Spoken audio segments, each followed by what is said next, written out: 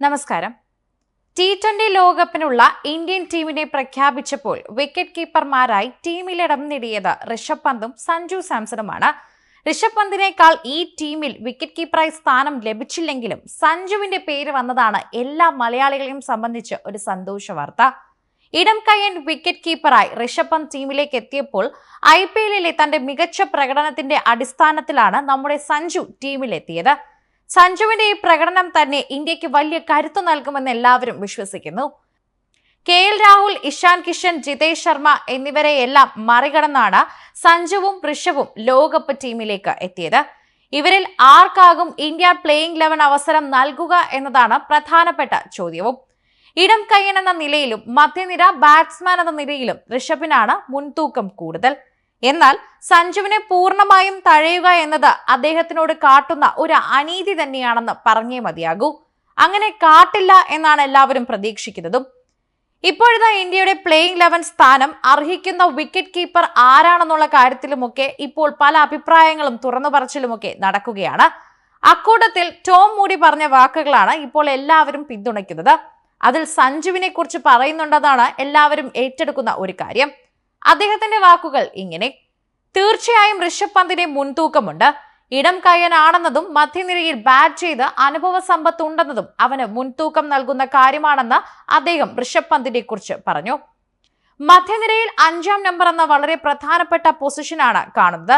മധ്യ ഓവറുകളിൽ നിർണായക റോള് ഋഷഭിനുണ്ട്. മധ്യനിരയിൽ ഇടം കയ്യന്മാർ കുറഞ്ഞാൽ എതിർ ബൗളിംഗ് ടീമിന് കാര്യങ്ങൾ എളുപ്പമാകും. ടീമിന്റെ സന്തുലിതാവസ്ഥയ്ക്ക് ഋഷഭ് മധ്യനിരയിൽ വേണം എന്ന് തന്നെയാണ് ഇദ്ദേഹത്തിന്റെ വാക്ക്. എന്നാൽ സഞ്ജുവിന്റെ കാര്യത്തെക്കുറിച്ച് ഇദ്ദേഹം പറയുന്ന വാക്കുകൾ ഇങ്ങനെയാണ്: സഞ്ജു സാംസൺ 3ാം നമ്പർ താരമാണ്.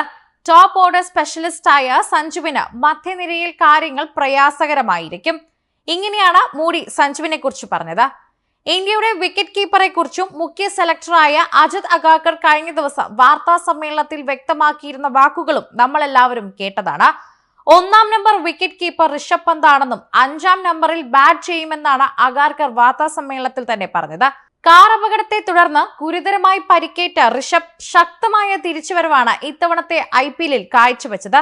ഒരു ക്യാപ്റ്റൻ എന്ന നിലയിലും വിക്കറ്റ് കീപ്പറായും ഒക്കെ തന്നെ അദ്ദേഹത്തിന് തിളങ്ങാൻ സാധിച്ചു.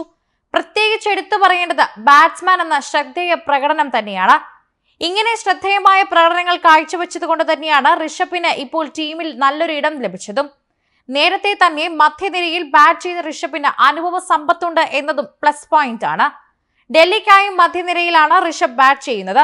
സമ്മർദ്ദ ഘട്ടങ്ങളിലും പ്രയാസമുള്ള പിച്ചിലും കസറാൻ ഋഷഭിന് അസാധ്യ മികവുണ്ട് എന്നതും അദ്ദേഹത്തിന് എടുത്തു പറയുന്ന ഒരു കാര്യമാണ്. എന്നാൽ സഞ്ജു പൊതുവെ ടോപ്പ് ഓർഡർ ബാറ്റ്സ്മാൻ ആണ്. രാജസ്ഥാനൊപ്പവും 3ാം നമ്പറിലാണ് സഞ്ജു കസറുന്നത്. 5ാം നമ്പറിലേക്കും 6ാം നമ്പറിലേക്കും ബാറ്റിംഗ് പൊസിഷൻ മാറ്റുമ്പോൾ സഞ്ജുവിന് കാര്യങ്ങൾ പ്രയാസമാകും. എന്നാൽ നിലവിലെ സഞ്ജുവിന്റെ പ്രകടനങ്ങൾ പരിശോധിക്കുമ്പോൾ ടീമിൽ നിന്ന് മാറ്റി നിർത്തുക എളുപ്പമുള്ള കാര്യമല്ല.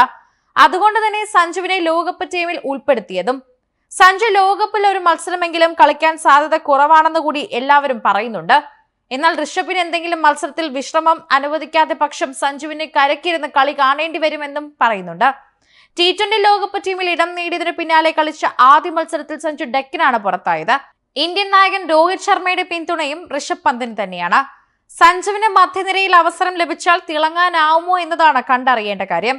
എന്തായാലും ഇന്ത്യയുടെ T20 ലോകകപ്പ് ടീം തിരഞ്ഞെടുപ്പിനെ ചൊല്ലി ഇപ്പോഴും ശക്തമായ വിമർശനമുണ്ട്.